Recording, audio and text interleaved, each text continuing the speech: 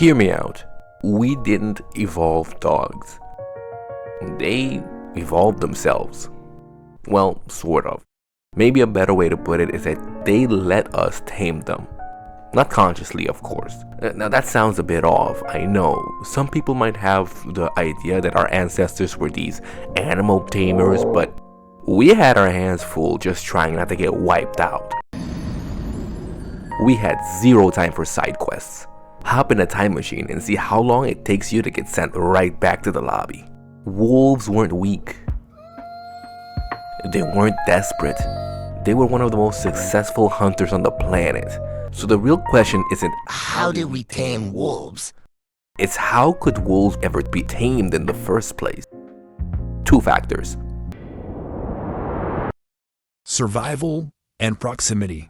Because if you look into it, you start to see an interesting pattern.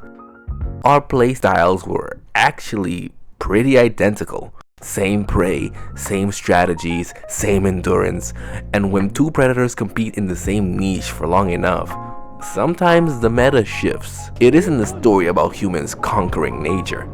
It's a story about two species accidentally forming the most successful alliance in history. Wolves, before they became an absolute meme, were pretty peak in the meta. Apex predators, built for a savage world where if you didn't intake more energy than you burnt, you became calories for something else. When times were hard, it was a dog-eat-dog world in the truest sense of the word. You're hanging with your dogs at 6 AM and you're on the dinner table by 6 PM. Game is game. That's what they'd probably say. But when times were good, wolves had absolutely no trouble clearing objectives. So why did we unlock co-op play in the first place? Why make an interspecies alliance at all? Before we sprint to the lore, we have to walk and re-establish the rules of the game. The survival of the fittest. That just means whatever fits survives. But evolution is not an all-knowing guiding hand. It just kind of throws everything at the wall and hopes something sticks. There is no true peak then. Evolution always marches forward. But that's what's amazing about the human gameplay. Instead of investing our points into the physical stats or altering our bodies to fit in, we instead went 100% into our loadout, which was a pretty radical tactic. If I had to describe our early playstyle in 2 words, it'd have to be glass cannon. But the benefits were outrageous. Instead of waiting to evolve thicker fur, sharper teeth, claws, night vision, we built the adaptation. Even though our base stats were low, creating equipment made us far more versatile than anything on Earth.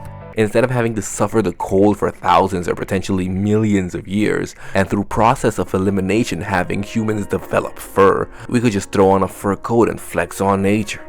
Let's call it evolutionary outsourcing.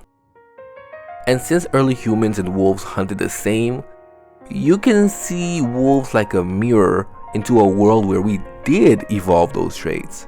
So we can kind of compare internal versus external adaptation. And the downside of internal is that nature always has a skill cap. You can only push your stats so far until you 99 all of them. And even then, the game difficulty scales with you, because the more power you gain, the more calories you need to maintain your status.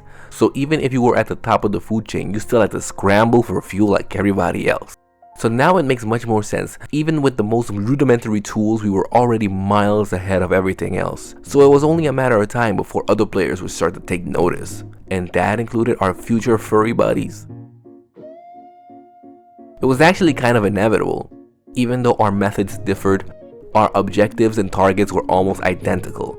So naturally, we would bump into each other pretty often. Like somebody you always run into at the grocery store in your favorite aisle. Grey wolves came around about 300,000 years ago. And the competition between humans and grey wolves started around 300,000 years ago. So it was beef from the jump. Mind you, by this time, humans already had fire for between 1 to 1.5 million years. So we weren't exactly sitting ducks anymore. How did these encounters go, you ask? Well, it was quite the balancing act. Whoever was on the scene first of prey or maybe a kill, had to hold their ground from the other team. But it wasn't the all-out war you might imagine. Both sides were very cautious. No hospitals or antibiotics meant that one mistake was the end of you. Unless prey was scarce, both sides would be risk-averse. So it was like a Russia v US situation, but a shift was happening within the wolves. They decided that we were more trouble than we were worth. Side note, evolution is more of a game of musical chairs. Those who manage to snag a seat, aka not bite the dust, stay in the game and pass on their playstyle to the next generation. But it's not really a conscious choice. Each way of play positions you closer or further away from survival, the chair, but you can never know.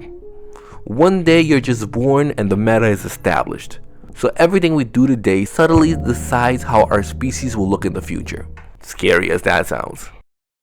Early humans didn't mean to do this, but once we discovered fire and started setting up camps, we unintentionally patched our area. Human camps became high loot zones, safe from most predators, full of dropped items.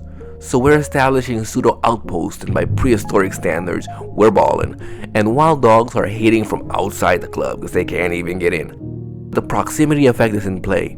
What happens when you hang around success is some of it will rub off on you, and we are dropping hella loot around us. Stuff like bones with marrow still inside, scraps of meat, fat, skin, organs, cartilage, and connective tissues, even grease-soaked debris near fires. When you have nothing, that seems like gold to you. An added bonus was that the fires we controlled also scared off other predators, essentially making a safe zone. It started becoming a valid strategy to hang around human settlements and survive off of our leftovers. It didn't happen all at once, rather little by little over time, and wolves were just opportunistic. As we started becoming more and more successful at getting resources, our leftovers gradually started looking more like a full-blown meal. And here is where the evolutionary musical chair effect came into play. At first, wolves approached humans with different playstyles.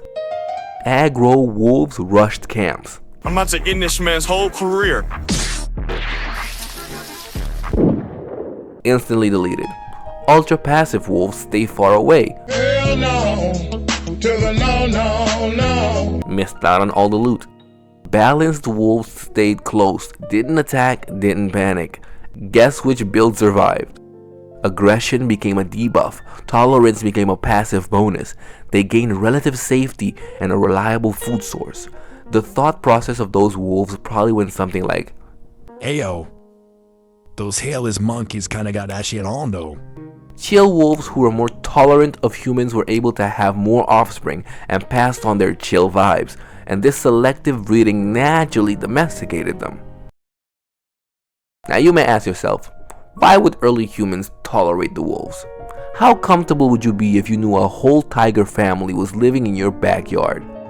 Humans have and will always be pattern recognizing creatures, and a pattern was indeed taking shape. Wolves that stayed near humans started providing value. They detected enemies early, tracked prey better than humans ever could, scared off rival predators, cleaned up leftovers, inventory management. Humans realized camps with wolves were safer, hunts cleared faster, survival rates went up. Hunting parties would be on a hunt, and all of a sudden realized they had a master tracker with them and was more than happy to set the waypoints. They could flush out prey, chase them down for human groups to corner them, and a nice little bonus was that they were great for waste disposal. The wolves didn't even know that they were the perfect unpaid intern, but at that point we started keeping and breeding them ourselves. Early humans were already pretty capable, but with our doggy teammates it became unfair.